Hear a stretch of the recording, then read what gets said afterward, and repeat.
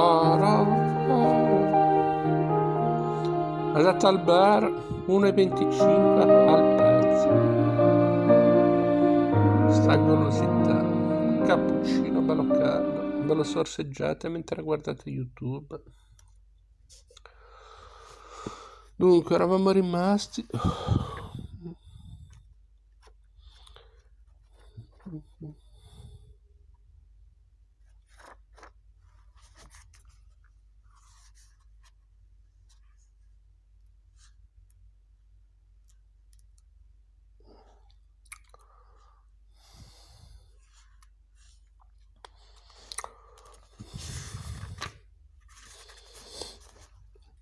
Senza aspettare risposta, Fra Cristoforo andò verso la sagrestia. I viaggiatori uscirono di chiesa e Fra Fazio chiuse la porta dando loro un addio, con la voce alterata anche lui. Essi s'avviarono zitti alla riva che era stata loro indicata. Videro il battello pronto e barattata la parola c'entrarono. Il barcaiolo, puntando un remo alla proda, se ne staccò, afferrato per l'altro remo e vogando a due braccia prese l'arco verso la spiaggia opposta. Non tirava un alito di vento, il lago giaceva liscio e piano, e sarebbe parso immobile se non fosse stato il tremolare e l'ondeggiare leggero della luna che vi si specchiava da mezzo al cielo. S'udiva solo il fiato morto e lento frangersi sulle ghiaie del lido, e il gorgoglio più lontano dell'acqua rotta tra le pile del monte, e il tonfo misurato di quei due remi che tagliavano la superficie azzurra del lago, uscivano a un colpo grondanti e si rituffavano. L'onda segata dalla barca, riunendosi dietro la poppa, segnava una striscia increspata che s'andava allontanando dal lido. I passeggeri silenziosi, con la testa voltata all'indietro, guardavano i monti e il paese rischiarato dalla luna, e variato qua e là di grand'ombra. Si distinguevano i villaggi, le case, le capanne.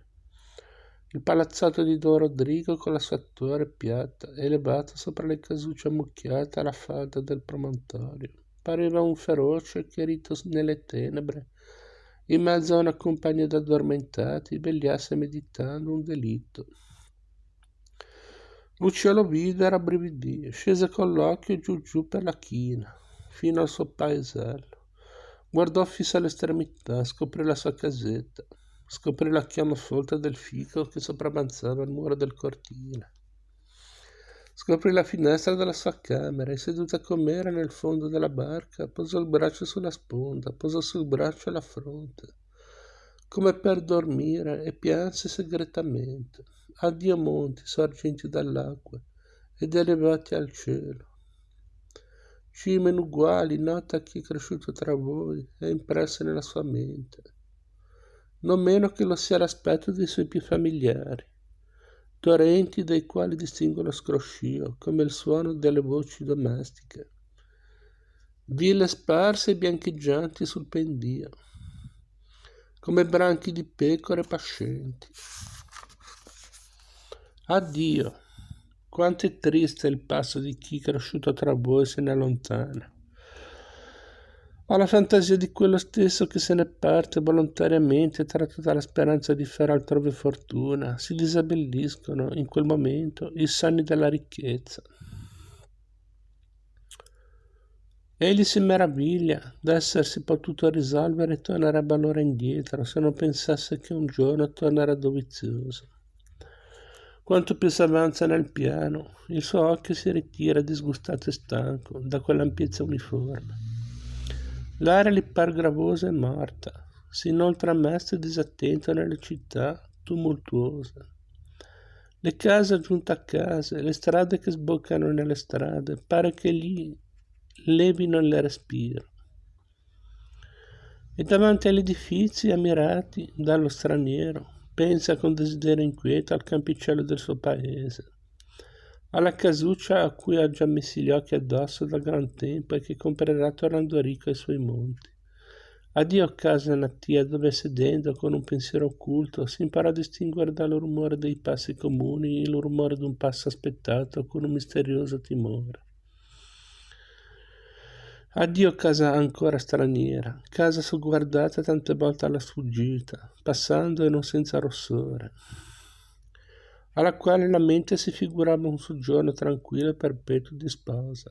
Addio chiesa, dove l'animo torna tante volte sereno, cantando le lodi del Signore, dove era promesso preparato un rito, dove il sospiro segreto del cuore doveva essere solennemente benedetto, e l'amore venir comandato, e chiamarsi santo. Addio.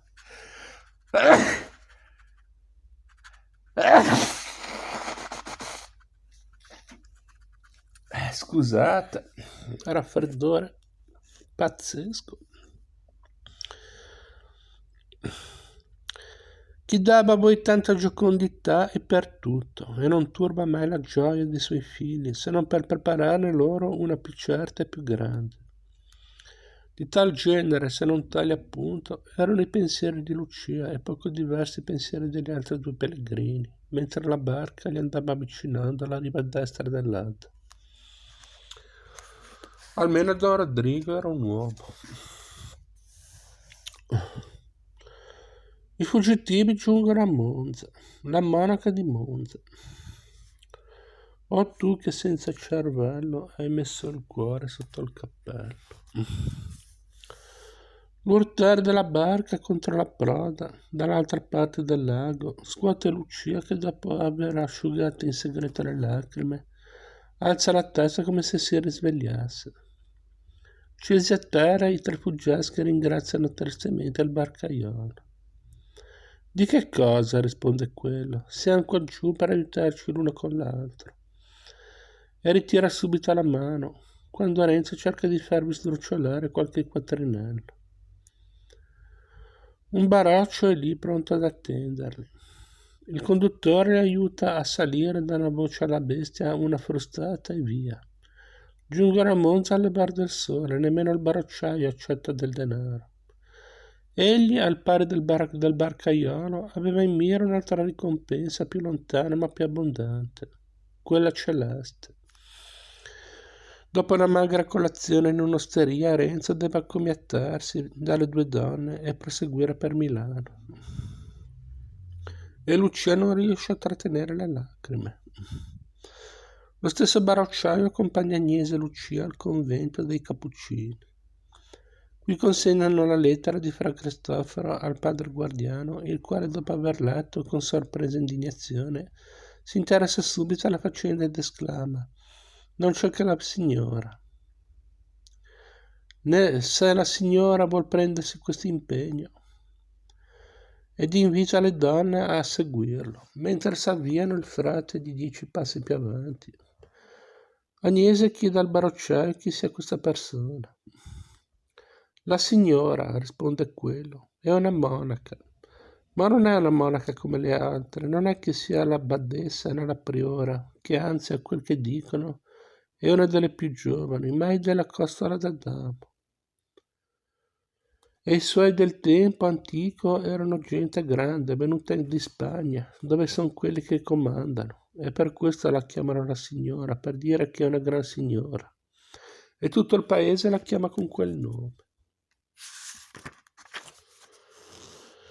Il buon uomo aggiunge che il padre della signora, quantunque non ci sia, è il primo del luogo, perciò ella può fare alto e basso nel monastero, quindi si accetta di proteggere le due donne e queste saranno sicure come sull'altare. Lasciate le donne in portineria, il frate va solo dalla monaca. Ritorna poco dopo con espressione lieta e le accompagna nel parlatorio. Lucia, che non aveva mai visto un monastero, quando fu nel parlatorio guardò in giro dove fosse la signora a cui fare il suo inchino e non scorgendo persona stava come incantata. Quando ha visto il padre Agnese andare verso un angolo, guardò da quella parte e vide una finestra d'una forma singolare, con due grosse fite grate di ferro distanti l'una dall'altra un palmo. e dietro a quelle una monaca ritta. Il suo aspetto, che poteva dimostrare 25 anni, faceva a prima vista un'impressione di bellezza, ma di una bellezza sbattuta, sfiorita e direi quasi scomposta. Un velo nero sospeso e stirato orizzontalmente sulla testa cadeva dalle due parti, discosto alquanto dal viso. Sotto il velo una bianchissima benda di lino cingeva, fino al mezzo, una fronte di diversa ma non di inferiore bianchezza. Un'altra benda a pieghe circondava il viso e terminava sotto il mento in un sogolo che si stendeva alquanto sul petto e coprire lo scollo d'un nero saio.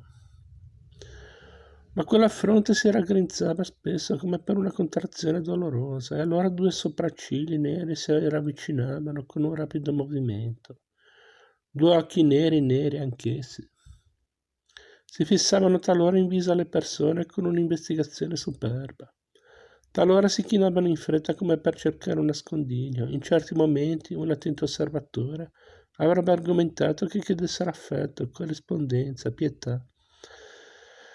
Altre volte avrebbe creduto coglierci la rivelazione istantanea d'un odio inveterato e compresso, un non so che di minaccioso e di feroce. Quando restavano immobili e fissi senza attenzione, chi ci avrebbe immaginato una svogliatezza orgogliosa?